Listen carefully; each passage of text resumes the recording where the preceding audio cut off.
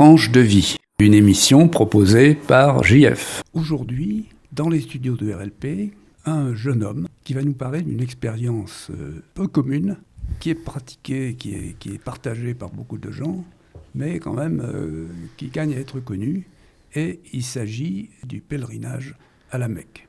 Toufik, merci beaucoup d'avoir accepté cette invitation, qui était peut-être un peu délicate.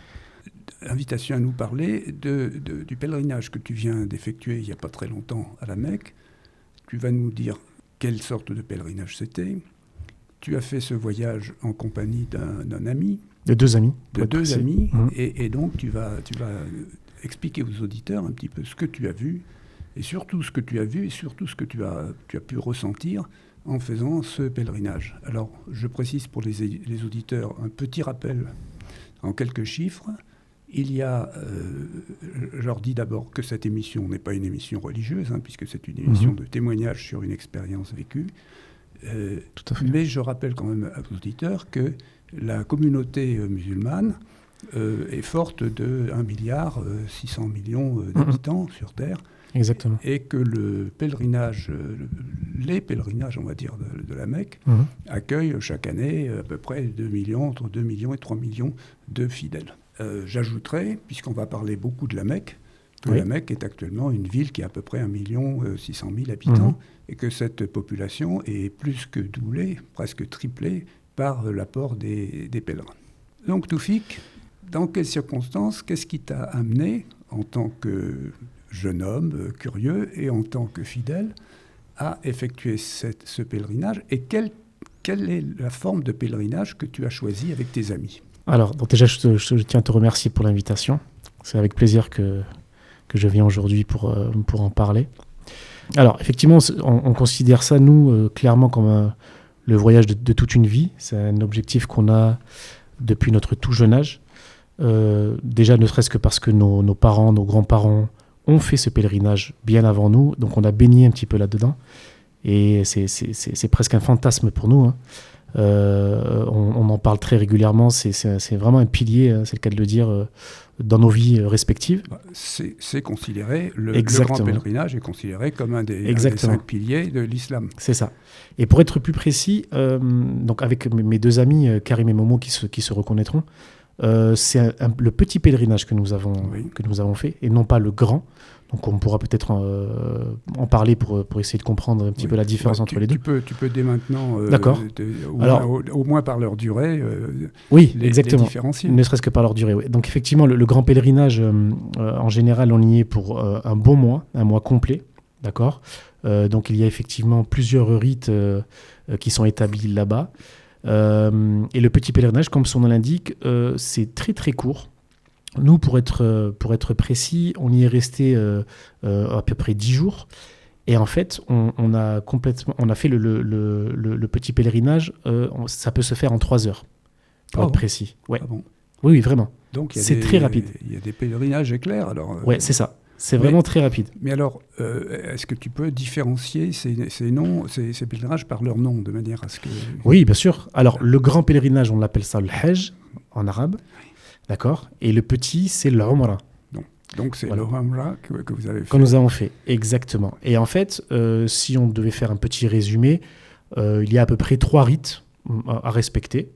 Et comme je le disais, qui se fait en à peu près 3 heures. Alors tout dépend de l'état physique de la personne, évidemment.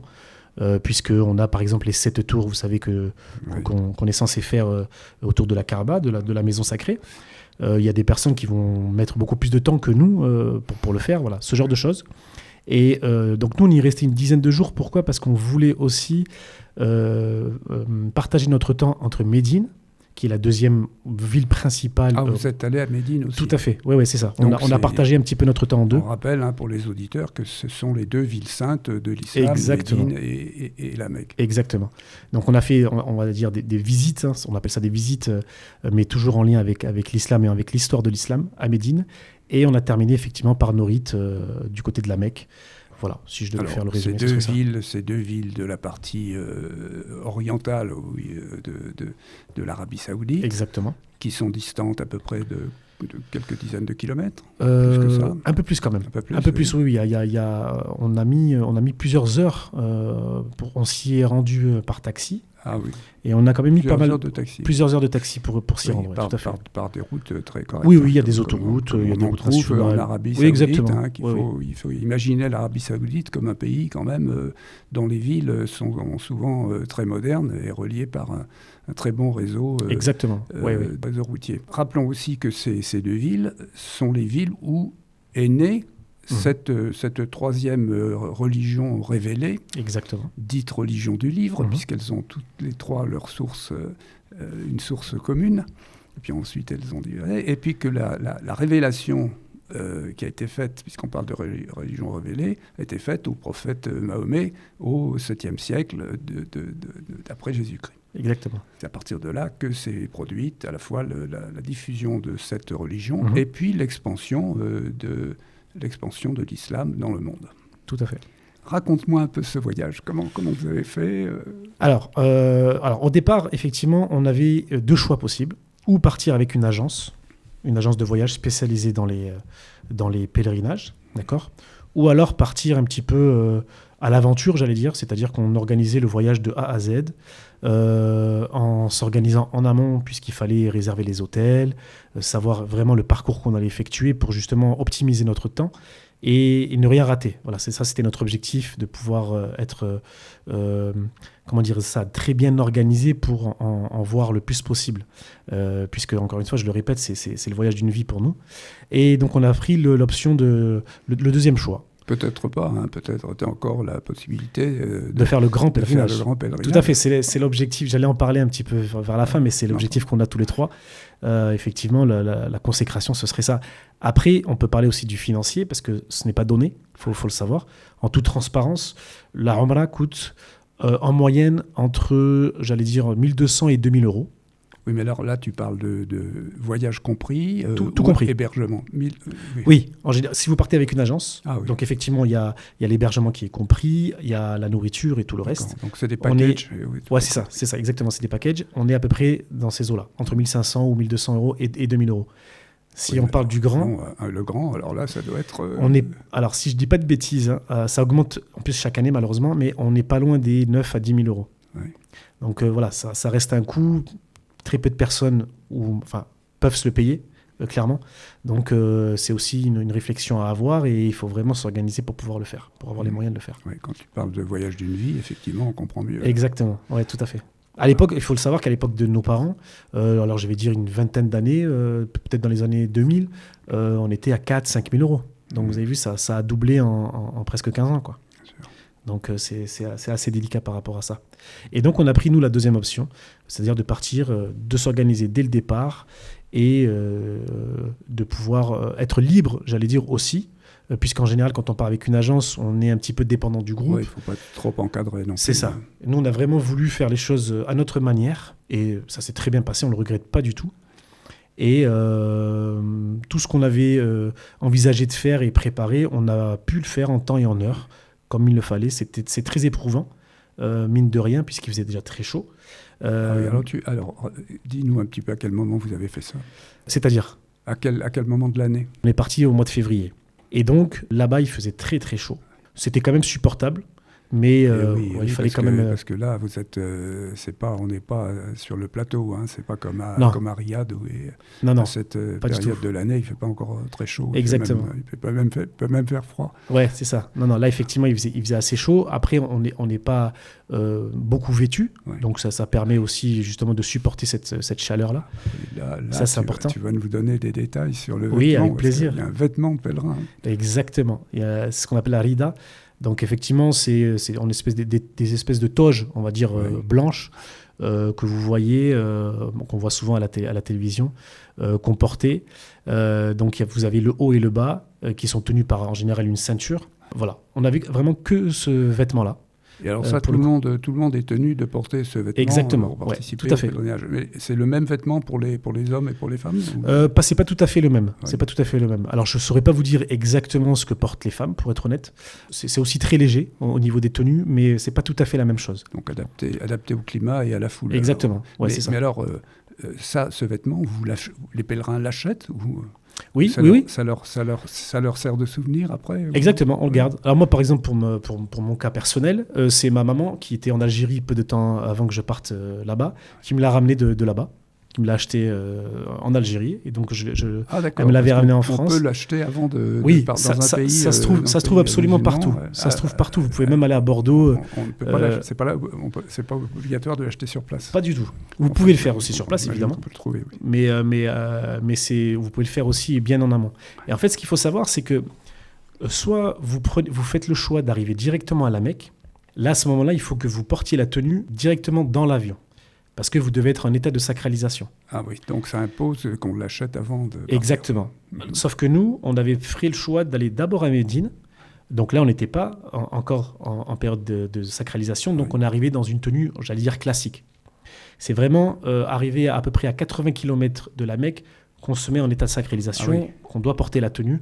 Et là, à ce moment-là, on peut faire nos rites correctement. Donc là, vous pouvez pas arriver à la Mecque en civil. Non. Si vous voulez faire votre petit pèlerinage ou le grand pèlerinage, c'est la même chose. Vous devez être dans cette tenue-là et être en état de sacralisation avec des invocations à dire très précises pour justement rentrer dans le pèlerinage. D'accord. Alors, vous arrivez où ? Vous arrivez directement à Médine ou On est passé par Djeddah. Oui. On est arrivé à Djeddah. Oui. Et ensuite, de Djeddah, on a pris le taxi pour arriver à Médine. Directement Paris-Djeddah Oui, exactement. Ouais. Ouais, c'est ça. Ouais, tout à fait. D'accord. On a fait Bordeaux-Paris, Paris-Djeddah, et ensuite Djeddah-Médine. Et après Médine-Mecca. Ouais, c'est comme ça, ça a été notre parcours. Djeddah-Médine, vous pouvez le faire en voiture ou Oui, tout à fait. Oui. Tout à fait. Oui. Toutes les villes peuvent être faites en voiture sans aucun problème. Si je devais, comme ça, donner deux ou trois choses qui nous ont le plus marqué. Il y a des choses, moi, que je voudrais savoir, moi. Votre impression de Médine, ça ressemble à quoi, Médine ? On parle beaucoup de la Mecque, mais on parle presque jamais de Médine. Et pourtant, alors avant d'y aller, si vous voulez, on lisait beaucoup de témoignages. Pas mal de personnes nous disaient qu'ils se sentaient plus apaisés à Médine qu'à la Mecque. Donc moi, j'avais du mal à comprendre parce qu'effectivement, souvent, on parle de la Mecque, il y a la Kaaba qui est là-bas. Et effectivement, nous, on l'a ressenti aussi. On a l'impression qu'on est dans un état second, j'allais dire. C'est une ville qui est restée plus petite quand même aussi, Médine. Je ne sais pas. En termes de superficie, alors déjà, je crois qu'elle est aussi peuplée que la Mecque. Ah bon ? Ouais, je pense. Oui, vraiment. Nous, on a été marqués parce que il y avait autant de monde à Médine qu'à la Mecque. Ah oui. C'était impressionnant. Ah oui. Dans toutes les mosquées, c'était à chaque fois rempli, vraiment. Donc, il faudrait regarder. Hein, je n'ai pas les chiffres en tête, mais il me semble que la ville est aussi peuplée qu'à la Mecque. Je regarderai ça. Oui. Et effectivement, on avait l'impression d'avoir un sentiment un petit peu d'apaisement total. C'est très compliqué à expliquer, il faut vraiment le vivre. Est-ce que ça vient du fait qu'il y a moins de pèlerins ? Non, justement. Les gens qui font le Hadj sont absolument tenus d'aller à Médine ? Oui, parce qu'effectivement, il y a la mosquée du prophète déjà qui est là-bas. Ouais. Donc c'est des endroits incontournables, clairement. Je ne connais personne qui a été en Arabie Saoudite et qui a été qu'à la Mecque pour ensuite revenir en Europe. Non, effectivement, on est obligé de passer par Médine. Mais non, c'est même pas une question de nombre, parce que je vous dis, il y avait autant de monde à Médine qu'à la Mecque. Mais on avait vraiment ce sentiment où il y avait de la tranquillité, de l'apaisement. On était serein, encore plus qu'à la Mecque, vraiment. Donc, Médine, oui. Vous avez fait ce que vous deviez faire à Médine. Exactement. Et vous êtes parti à la Mecque. C'est ça. Et ensuite, on a fait nos rites à la Mecque. Les rites principaux, ils sont assez simples à connaître et à comprendre. Vous avez effectivement 7 tours. Oui, il faut rappeler les principaux, puisque voilà. C'est très court. Ouais. Il faut faire les 7 tours autour de la maison sacrée, comme je le disais, avec des invocations à dire à voix haute ou à voix basse, peu importe, en fonction des endroits où vous êtes. Et ensuite, vous avez 2 monts, donc c'est le mont Safa et le mont Marwa. C'est 2 montagnes, on va dire, qu'on doit en fait parcourir. Alors c'est des lignes droites. Qui sont distantes de... je ne sais pas de combien de mètres. Mais de la Kaaba. Non, c'est juste à côté. C'est à côté. C'est vraiment à côté. Une fois que vous avez fait vos 7 tours, vous faites vos dernières prières, et là tout de suite vous pouvez justement entamer ce petit parcours-là. entre le mont Safa et le mont Marwa. Je ne sais pas exactement combien il y a de distance entre les deux monts. C'est pas énorme. J'aurais dit 800 mètres, mais sans certitude. Tout ça, y compris la source Zemzem, tout ça, c'est dans un mouchoir. Exactement. Tout ça, c'est dans un mouchoir de poche. Alors, il faudrait peut-être rappeler pour les auditeurs que la Kaaba, c'est une construction un petit peu mystérieuse, hein, qui abriterait, enfin, qui était même probablement pré-islamique. Oui, c'est vrai. Et qui porte dans un de ses coins incrusté une pierre noire qui exactement. aurait été donnée à Adam et Ève par l'ange Gabriel, et donc qui est particulièrement vénérée.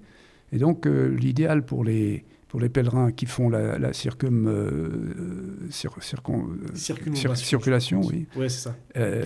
C'est d'arriver à toucher au moins le mur de cet édifice, qui est entièrement recouvert d'un voile brodé, magnifique, qui est renouvelé périodiquement. Exactement. Alors justement, c'est peut-être le petit bémol que je dirais, que je trouverais, c'est que, alors ce n'est pas une obligation justement de toucher cette pierre noire, ça il faut le savoir, et je trouve qu'il y a parfois des abus, parce qu'il y a énormément de monde, et il y a parfois des gens qui ne respectent pas spécialement les règles, il y a des bousculades qui peuvent arriver pour essayer de la toucher. Nous, pour le coup, on aurait pu, hein, mais non, on ne l'a pas touché. Ce n'est pas une obligation. On préfère rester, j'allais dire, au niveau des limites, en fait, hein, puisqu'encore une fois, il peut y avoir des dégâts, en fait, étant donné le nombre qu'il y a. S'il y a un manque de respect à ce niveau-là, ça peut être très dangereux, notamment pour les personnes âgées ou pour les enfants, puisqu'il y en avait pas mal. Et effectivement, c'est ce qui me gênait un petit peu quand je voyais qu'il y avait un petit peu des échauffourées. Ça gâche un petit peu la chose. Ce qui est extraordinaire, c'est que ce que tu évoques, là, ce que tu décris, a été décrit déjà par des voyageurs arabes, oui, tout à fait. Comme Ibn Jubayr ou bien Ibn Battuta, qui sont des gens qui ont vécu le premier au XIIe siècle, qui était un Andalou, le deuxième qui était un Marocain qui a vécu au XIVe siècle et qui ont beaucoup voyagé dans le bassin méditerranéen et bien au-delà, et qui ont décrit leur passage à la Mecque. Oui. Alors, il y avait effectivement les gens qui commettent des déprédations en s'accrochant au voile, et puis les bousculades qui entraînent des victimes qui sont piétinées, etc., parce que tout le monde veut toucher la Kaaba. C'est tout à fait ça. Et ce qui est marrant avec justement ces auteurs-là, c'est qu'on retrouve exactement la même chose plusieurs siècles après. Ça n'a pas changé. Et même s'il y a des rappels très réguliers par les grands savants, j'allais dire, ça n'empêche que malheureusement, il y a des personnes qui sont assez irrespectueuses des règles, et notamment des règles de bienséance, des règles de politesse, ce genre de choses. Des comportements c'est ça qui sont un peu déviants. Qui sont inévitables. Exactement. Alors, donc c'est ce qui gâche un petit peu le charme de tout le reste. Les deux voyageurs en question là, se plaignent beaucoup aussi du comportement de certaines communautés. Alors, exactement. Des gens qui sont plus respectueux que d'autres. C'est tout à fait ça. Et moi, je vais être honnête avec vous. La communauté qui m'a le plus impressionné dans le bon sens du terme, c'est les Asiatiques, en fait. Ouais. Alors, peu importe le pays, hein, je n'ai pas spécialement discuté avec ces communautés-là pour savoir si elles sont japonaises ou thaïlandaises ou autres. On va rappeler pour les auditeurs que quand même, il y a presque 60% des musulmans qui vivent dans des pays asiatiques. Exactement. Et que l'Indonésie, notamment par exemple, l'Indonésie, c'est le plus grand pays musulman du monde. Presque 220 millions d'habitants. Tout à fait. Le plus grand pays musulman du monde. Exactement. Et effectivement, eux, en termes de respect, je n'ai pas vu mieux. Je n'ai pas vu mieux. Donc c'est vraiment des exemples pour nous. Et on était très enchantés de les côtoyer au quotidien. C'était assez impressionnant. Voilà. Donc, on fait le tour cette fois de la Kaaba. Oui. Ensuite, on va boire à la source. Oui, exactement. On va boire à la source. C'est vrai que je ne l'ai pas précisé tout à l'heure. Alors on fait... Qui elle aussi est tout près. Hein. C'est vraiment, je vous dis, tout se tient dans un mouchoir de poche. C'est pour ça que je vous dis que ça peut se faire en 3 heures. Ouais. Parce que tout est à proximité. Et donc, on boit l'eau de Zemzem, ce qu'on appelle l'eau de Zemzem. Et ensuite, effectivement, on fait les petits allers-retours que nous devons faire entre le mont Safa et le mont Marwa. Et pour l'expliquer un petit peu l'histoire de ces allers-retours, c'est en fait à l'époque de notre prophète Ibrahim, donc Abraham. Sa femme, en fait, Hajar était dans le désert et elle avait des difficultés à trouver de l'eau, justement. Donc, elle a dû faire énormément de marches pour arriver à trouver ça. Et elle avait en plus son fils avec elle, qui était encore pas un nouveau-né, mais c'était quand même un bébé. Et donc, voilà, par un miracle, effectivement, il y a des jets d'eau qui ont jailli du sol. Et c'est pour ça qu'on reproduit un petit peu le parcours qu'elle a fait pour pouvoir arriver à trouver de l'eau. Et en gros, c'est parce que la symbolique, c'est le fait qu'elle avait tellement confiance en son créateur, oui, que justement, ce miracle a pu... Exactement. Et nous, pour lui rendre hommage, entre guillemets, on fait le même parcours. D'accord. Voilà. Et voilà alors, d'où ça vient. Et alors, la lapidation? Oui, alors nous, on n'a pas à le faire. Ah, vous n'avez pas pour le petit pèlerinage. Exactement. Ça, c'est la petite différence avec le grand. C'est un peu plus loin, là. Là, c'est un peu plus loin, ouais. Effectivement. Là, vous devez prendre un transport pour pouvoir y accéder. Ouais. La ville s'appelle Mousdalifa, si je ne dis pas de bêtises. Oui. C'est pas loin de Mina, qui est aussi une ville importante. C'est aussi une étape de la... Exactement. Et ça, effectivement, c'est les grands pèlerins qui le font. Nous, on n'a pas à le faire. On ne l'a pas fait, par exemple, pour nous. Oui, puis il y a une nuit à passer sur place. Exactement, ouais, c'est ça. Il y a une nuit à passer. Ceux qui sont assez faibles physiquement, après cette nuit-là, peuvent justement repartir. Oui. Et il y en a d'autres qui peuvent prolonger un petit peu leur séjour, y rester 2-3 jours. Voilà, ça tout dépend de l'état physique de la personne. Très bien. Alors la lapidation, si vous voulez rappeler aux auditeurs ce que c'est. Lapidation, alors c'est des stèles qu'on lapide avec des petits cailloux, j'allais dire, un petit peu plus gros qu'un pois chiche, que la taille d'un pois chiche. Oui. Et en fait, on lapide un petit peu le diable. Hein. C'est comme ça que ça s'appelle. Ces stèles personnifient le. Ouais, c'est ça, exactement, qui personnifie le diable. Et donc il y a un certain nombre de fois où on doit le faire. Alors c'est pareil, j'ai pas les chiffres en tête, mais il me semble que c'est 7 fois. Je crois que ça arrive à 70. Il me semble. Je crois que ça a été, il me semble que c'est... vous avez peut-être raison. Je sais plus, je vous avoue, je sais plus le total. Les auteurs expliquent, c'est en particulier Imbatuta, je crois, qui explique vraiment en détail. Oui. C'est 7 fois... Combien de pierres on doit jeter Exactement. Chaque fois. Je crois que c'est 3 fois 7, c'est 21 fois le premier jour, et ensuite c'est prolongé pendant 3 jours, donc effectivement on peut peut-être arriver à ce nombre-là. Mais alors ces rituels là, les gens vraiment les accomplissent. Complètement. Oui. Vraiment sans... Oui, tout à fait. Oui, ils sont... je vous dis, c'est quelque chose qui est important. Ils sont habités, hein, limite, pour pouvoir faire ça. On les sent très concentrés et on a l'impression que c'est une consécration de tout ce qu'on a vécu, en fait. C'est très impressionnant. Et on a l'impression vraiment d'avoir atteint un objectif précis, voilà, en ayant effectué tous ces rites, et notamment celui-là. Bon, moi, je vous pose la question quand même avant d'oublier, parce qu'elle me paraît importante. Mm-hmm. Pendant que vous étiez là-bas, avec vos amis, est-ce que vous avez vraiment ressenti vous avez vraiment eu la sensation d'appartenir à la Houma, à la communauté musulmane? C'est exactement ça. C'est aussi pour ça que nos émotions se décuplent. On avait cette impression-là. On n'est pas des personnes très sensibles au départ. Pourtant, là-bas, je vous dis... Vous voulez dire même si vous n'êtes pas profondément religieux Non, je ne parle pas de religion. Oui. Je parle de sensibilité. Oui, sensibilité. C'est-à-dire qu'on ne va pas être ému en regardant une photographie, par exemple. Voilà. Oui. Certains le sont. Nous, ce n'est pas spécialement notre cas. Et pourtant, là-bas... parfois, on avait des larmes qui coulaient sans rendre compte, on ne savait pas d'où ça venait, parce que, comme vous dites, on avait l'impression d'appartenir à une sorte d'émotion sacrée. Oui, c'est ça, tout à fait.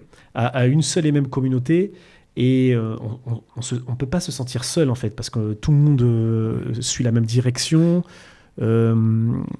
c'est collectif, c'est collégial, on est solidaire, on sait que chacun vit des épreuves. Oui, et partage les mêmes croyances. C'est ça. Mais alors, c'est bruyant? C'est bruyant. Bruyant, oui.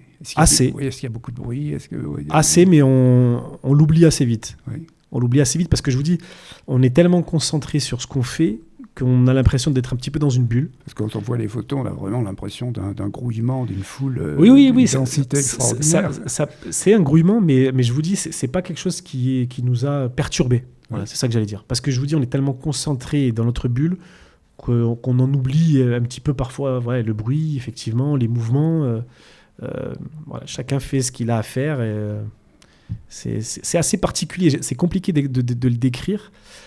Puisque c'est des sentiments qui sont inexplicables et qu'on n'a jamais vécu ailleurs. Ça, c'est clair, on est unanime à le dire. Vous n'avez jamais eu cette impression? Non, jamais. Et il y a une impression aussi qui est folle, c'est qu'à partir du moment où vous partez, Vous n'avez qu'une envie, c'est d'y retourner. Comme si c'était addictif presque. Ah oui. Alors, je vous assure, c'est impressionnant. À partir du moment où on a été limite dans l'avion, la chose qu'on avait en tête, et tous les trois, c'était pareil, hein, c'était de se dire, j'ai vite envie d'y retourner pour le revivre en fait. Oui, Donc c'est une sensation très particulière. Alors maintenant, on va passer à des détails beaucoup plus concrets et beaucoup moins spirituels, autant au sens de l'esprit. La vie à la Mecque, comment ça se passe? Je veux dire, parce que tout doit être organisé autour de cette fonction de pèlerinage de la ville. Alors j'ai lu quelque part qu'il y avait des hébergements, il y avait presque, ils étaient en train d'augmenter le nombre des hébergements. Il y a presque 2 millions d'hébergements disponibles maintenant. Ah c'est vrai? Ah, c'est possible. J'avais pas eu cette information. Ils ont augmenté. Enfin, ces dernières années, il y avait 1,5 million à peu près, et ça a été augmenté dans des proportions phénoménales. Oui, je suis même pas étonné. Alors les gens habitent où? Parce que les moyens des pèlerins sont pas les mêmes. Suivant les pèlerins, il y a des gens qui ont les moyens d'être hébergés dans le luxe et d'autres... Exactement. Eh bien, alors, ce qui est intéressant et ce qui est bien, c'est qu'il y en a pour tous les tarifs et pour toutes les bourses. Donc, effectivement, vous avez juste à savoir le budget que vous voulez y mettre. Je vous dis, certains qui ont les moyens, et tant mieux pour eux, ils prennent des hôtels, je vous dis, à 50 mètres de la maison sacrée. Ouais. Nous, on était un petit peu plus éloignés. Mais parce alors, qu'effectivement... obligatoirement, beaucoup plus cher. Quoi. C'est ça. C'est toujours pareil.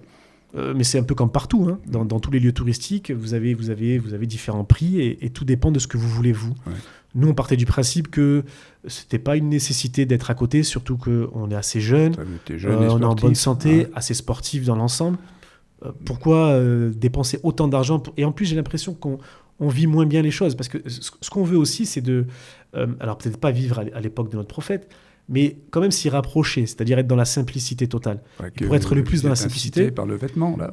Entre autres, mais pas que, même au niveau de l'hébergement. Il n'y a pas trop d'intérêt d'être dans une chambre, dans une suite où vous avez des lits extra larges. Enfin voilà, je dis des bêtises, mais avec des très bonnes conditions. Il n'y a pas spécialement d'intérêt.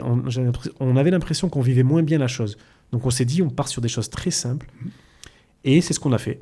Alors on n'était pas à plaindre non plus, mais c'était assez éloigné. On avait de la marche à faire. C'était pas des 5 étoiles, il n'y avait pas de piscine, ni quoi que ce soit. C'était très très basique, très simple. Et on a beaucoup plus apprécié, je pense, le voyage en faisant ça. Oui. Alors, il y a des restaurants, il y a absolument tout. Oui, toutes ces personnes. Il y a absolument tout. Et là aussi, toute la gamme, toutes les possibilités. Quoi. Exactement. Oui. Tout est possible au niveau restauration, hébergement. Vous en avez pour... Vraiment, c'est impressionnant. Et ils sont très, très bien organisés. Ça, il faut le dire aussi, parce qu'accueillir autant de personnes, c'est comme si vous organisiez une Coupe du Monde de football tous les ans. Oui. C'est quasi impossible à faire. Les gens se disent, mais c'est pas possible. Et en fait, je conseille d'ailleurs aux auditeurs, s'ils ont la plateforme sur Prime Video, il y a un reportage qui est très intéressant. Je crois que ça s'appelle Un jour au Haram. Donc Haram, ça veut dire sacré, c'est-à-dire un jour là-bas, à la Mecque. Et en fait, on suit l'organisation de ceux qui sont responsables de la Mecque du matin jusqu'au soir. Comment ils sont organisés pour justement accueillir tout le monde au niveau de la distribution de l'eau, tout ce genre de choses. Et là, vous comprenez qu'effectivement, tout est réglé, c'est comme une horloge suisse, c'est impressionnant. Alors ça, c'est intéressant ce que vous dites, parce que là aussi, si je me reviens à Ibn Joubayr et Ibn Battuta, et qui insistent beaucoup dans leur description de la Mecque et du pèlerinage sur le fait qu'il y a une profusion de choses qui sont apportées à la Mecque, et alors tous les deux, ils trouvent que tout est délicieux. Oui, les fruits, exactement. J'ai lu, oui.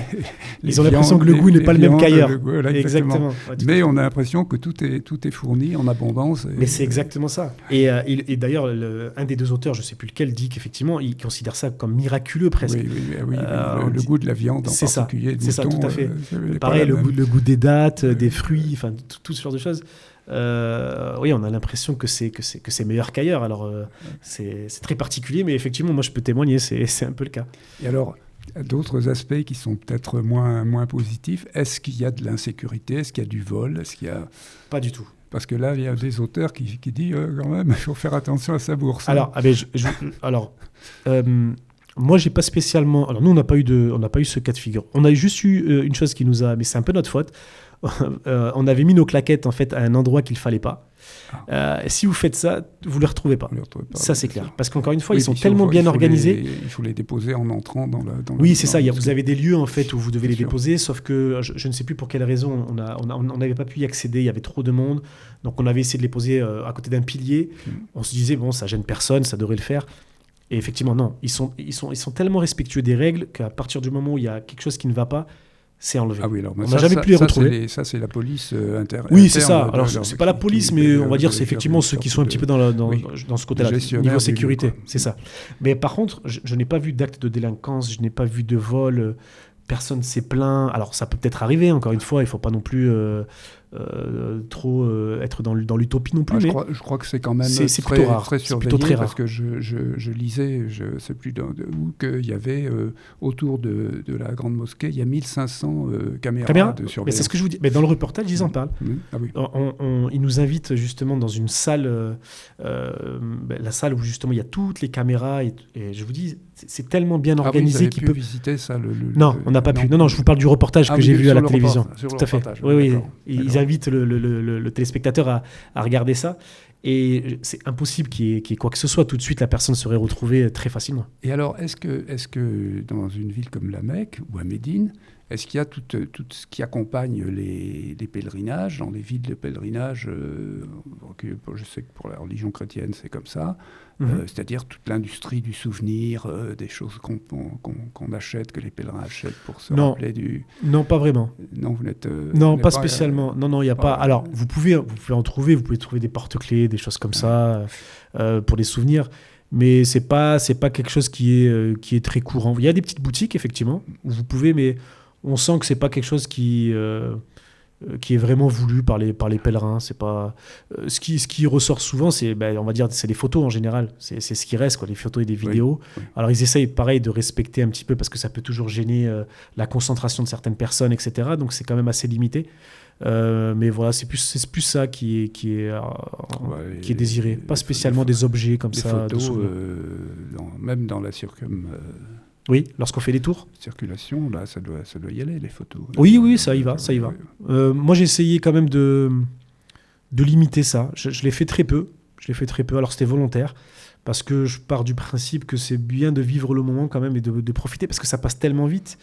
Je me dis, j'avais l'impression de rater quelque chose si jamais j'étais trop sur mon téléphone. Voilà, c'était un peu ça, le sentiment que j'avais. Donc, j'ai essayé de limiter. L'impression que vous avez fait, la nouvelle Mecque, c'est-à-dire maintenant à toutes ces constructions gigantesques qui entourent la mosquée avec cette énorme horloge là.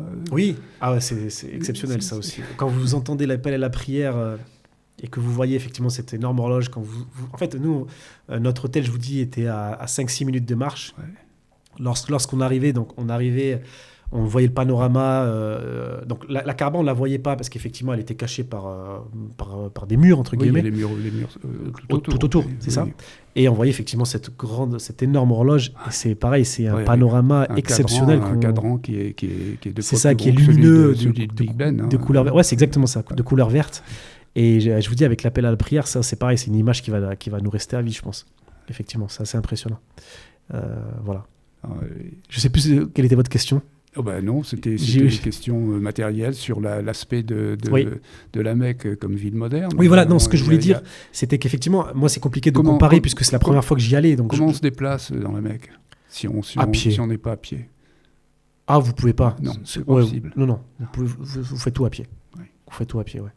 Même les gens très âgés, invalides, il y a des moyens de se faire amener jusqu'à exactement. la mosquée. Oui, tout à fait. Il y a un service qui est proposé, où des personnes, effectivement, se rendent disponibles pour pousser des fauteuils roulants, ce genre de choses.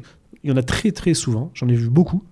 Et donc, beaucoup de personnes âgées en ont profité. Et donc, ça, c'est des organismes comme le Croissant Rouge ou Oui, c'est ça, exactement. C'est un peu ce même système. Vous avez raison. C'est exactement ça. Donc, c'est sous volontariat. Hein. C'est bénévole. Ils ne gagnent rien à le faire. C'est vraiment pour le bien des pèlerins, quoi. Oui, c'est organisé comme ça. Peut-être une dernière question. Avec plaisir. Ou une avant-dernière. Je crois qu'on l'a un petit peu évoqué à propos des écrits anciens, mais vous avez noté des comportements différents.